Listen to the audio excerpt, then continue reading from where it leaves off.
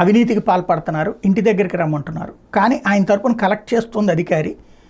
ఆ మంత్రిని అంటే బాగోదు కాబట్టి ఆ అధికారిని దొంగం చేసేసి, అది వైసీపీ టైంలో కీలక అధికారి అనే పేరు చెప్పేసి అవినీతి గురించి వార్త రాస్తూ దాన్ని డైవర్ట్ చేస్తూ వైసీపీ వైపుకి తోసే ప్రయత్నం ఈనాడు చేసుకొచ్చింది. రాష్ట్ర వ్యవసాయ శాఖ మంత్రి పేషీలో ఆయన కీలక అధికారి. కార్యాలయానికి ఎవరు ఏ పని మీద వచ్చినా సాయంత్రం 5:30 తర్వాత సారింటి వద్దకు రండి అని సంకేతాలు ఇస్తారు. అక్కడికి వచ్చాక పని పూర్తి కావాలంటే ఎంత ఖర్చు అవుతుందో సంఖ్య చెప్తారు. పోస్టింగ్ కావాలన్నా, బదిలీ చేయాలన్నా, పదోన్నతి కల్పించాలన్నా సరే ప్రతి పైరువికి అతని దగ్గర లెక్క ఉంటుంది.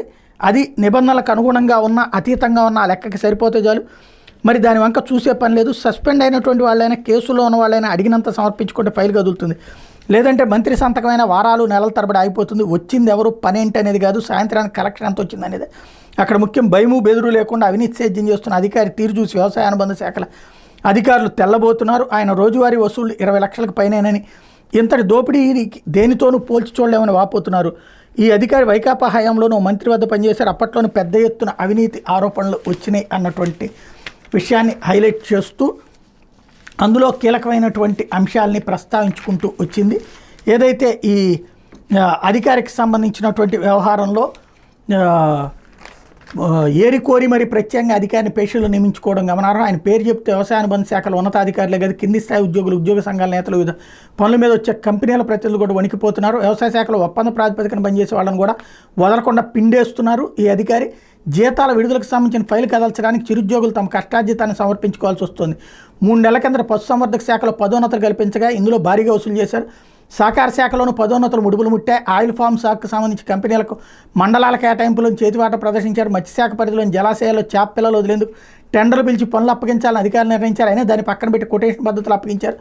ఇందులోనూ పెద్ద మొత్తంలో చేతులు మారాయని ఆరోపణలు ఉన్నాయి. అడ్హాక్ సిబ్బందికి ఇంక్రిమెంట్ల ఫైల్ కదలడంలోనూ అంతే. అధికారిపై అవినీతి ఆరోపణలు కోకొల్లలుగా వినిపిస్తున్నాయి. వ్యవసాయ శాఖ పేషీలోని అధిక శాతం ఉద్యోగులు వైకాపాయంలో మంత్రుల వద్ద పనిచేసిన వాళ్ళు ఉన్నారు. మాజీ వ్యవసాయ శాఖ మంత్రి కాకాని గోవర్ధన్ రెడ్డి వద్ద పనిచేసిన వారు చెప్తే ప్రస్తుతం పేషీలో ఫైళ్లు అట్టే సిద్ధమవుతున్నాయి.